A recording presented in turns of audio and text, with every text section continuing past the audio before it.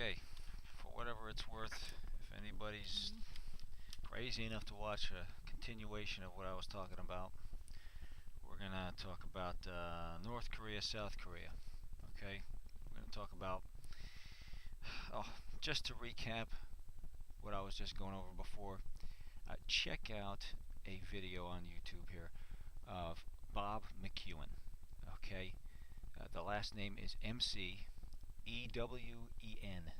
and it says Bob McEwen Vote 2008. Watch part 2 of that. There are 6 parts there. You might not have the time or care to even watch them all. Watch part 2. You want an eye opener? You want to turn some, not just turn heads, but turn stomachs? You know? Check that out. And I am telling you, if that guy is wrong, he's not. Okay? You do the background like I did behind what he's looking at and showing.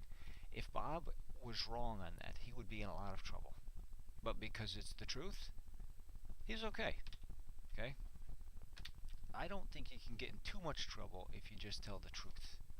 Okay? One of my pastors, he was telling me, there's a co-pastor, he was telling me, he says, Dennis, you can't just throw the truth out there. And I said, well, you know what? Right now we're running out of time. Maybe at other times I need to be a little more tactful. But right now, first of all, I don't think people want to listen to me much longer. Second of all, I'm just going to throw it out there, and you can go check it out. Okay? Because we need to go through a few things here. Bless his heart. He is a great man. I love Joe. Godly man. A lot of wisdom there. I appreciate him a lot. Anyhow, North Korea, South Korea. Let's just take their example. That is a right-in-your-face example on what can happen to a country. When they had their own civil war there, they decided to divide their company, North Korea, South Korea. Okay?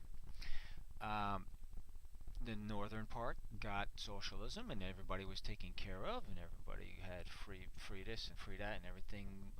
Oh yeah. Oh, would you like to know what a great idea that is to do that? Let's have hindsight right now, shall we? Well, let's take a look at what happened. Well, they even had more than, well, actually I think they had almost 90% of the natural resources that were available, that were tapped into in that country at the time. Okay? And even though they had all that, they had everything else going for them, they said, well, you guys can go have your freedom south of here. South of where everything is that's already been, well established and fine and dandy. We'll be just fine. You guys do whatever you want. So they did. They got freedom instead. Northern, last 5 years, 2.5 million people dead due to starvation. South Korea, okay, first you have to eat, right? Then you can kind of take out Maslow's law, okay? You can kind of have to eat first, then you can have the energy to build the homes and everything else. You can't eat. There's too much money getting sucked into some system, and you want to talk about finances. Talk about third-party purchases. Bob is one of the best people on earth that can explain this in detail. Watch that video I told you about, Bob McEwen, Vote 2008. Check that out. Just turn me off, okay? Go watch Bob. I am probably not worth giving the time of day to. I don't know. Maybe I am. If you feel like it, check it out. So anyhow, okay? Tangent Man, thank you. South Korea is now amongst the top 10 wealthiest countries in the world. Okay? They have a free market system there.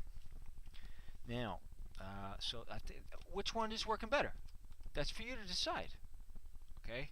I don't want to twist your bubble or anything like that, or can you twist a bubble? Anyhow, I believe, yes.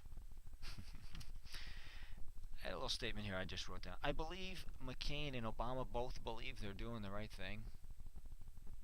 My friend Kevin from Colorado now, he moved out there. He tries to tell me all the time, Dennis, all these people, they all believe they're doing the right thing. And you know what? I have come to the understanding of where he's coming from. And you know what? He's right. They do believe they're doing the right thing. They both do. Uh, Otherwise, why would they be doing it? I still think there's another reason. But anyhow, I'm going to go along with what Kev said, and he said that. So, and I said, but we need to check the past as well as the present systems that are in place and see the fruits that they bear. Enough said. Okay. Don't let government try to pay your bills for you. Who takes care of your money better than you? Hmm? Eh? Love those Italian people. So, they're the best. So, list 3 movies. Turn me off. Go watch these 3 movies. You like movies? They're great. 3 great movies to watch. Robin Williams, Dead Poet Society. Okay? We need to see how people think, how people operate, how people can change. How people can change their mind about what they're doing with their life and where they're going to go and what they're going to accomplish. Okay, we got one life to live here. Let's make the best of it. And let's 3 movies. Dead Poet Society. Carpe diem. Remember that? Seize the day. Make something happen. Do that thing that you've been wanting to do that you know is going to be a blessing, but you're just afraid. You know, become that person you were born to be. You know, I love that. Lord of the Rings, phenomenal movie set. Um, the Pursuit of Happiness. Okay, with Will Smith, phenomenal job Will Smith did of a true life story of Chris Gardner, a real man that went out there and he wasn't lucky. Oh my goodness, I didn't like that at all. I'm sorry, you know, Obama said some great stuff, but he also said some stuff that really he needs to think about. None of us are perfect. I'm sure that, you know, I've said some things that I wish I have never said. Maybe I'm saying them right now. No, I don't think I'm saying them right now. But anyhow, right now I don't think that. So, anyhow, he said to Joe the Plumber, when they were talking, if you look at that video, he was saying, yeah, and I did this and that and the other thing. Joe was saying, right, and Obama kind of cut in on him, and he said, and there was luck. He said something like, and you were lucky, or there was luck involved. Something had to do with luck. No, persistence is not luck. That's getting up the 7th time after you've been knocked down 6. Okay, that's what my father taught me. He was a school teacher for 25 years, taught English to Spanish-speaking students and Spanish to English-speaking students. Okay, and phenomenal man. Also started his own company from nothing, and was a landscaper for many, many years. Taught me and my brothers a phenomenal work ethic, and my sister.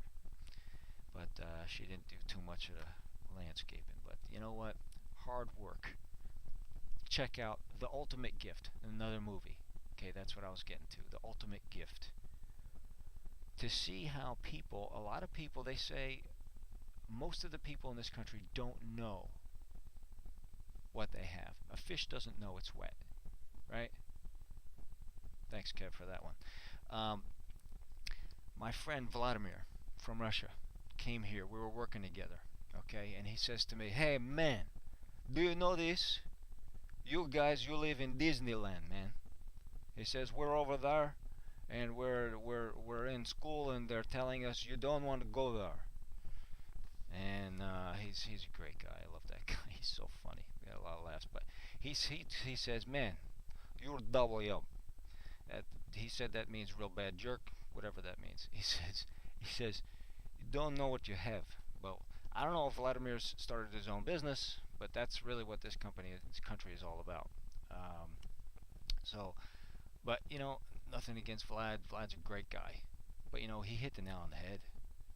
So many of us that were born into freedom don't know the value of what we have.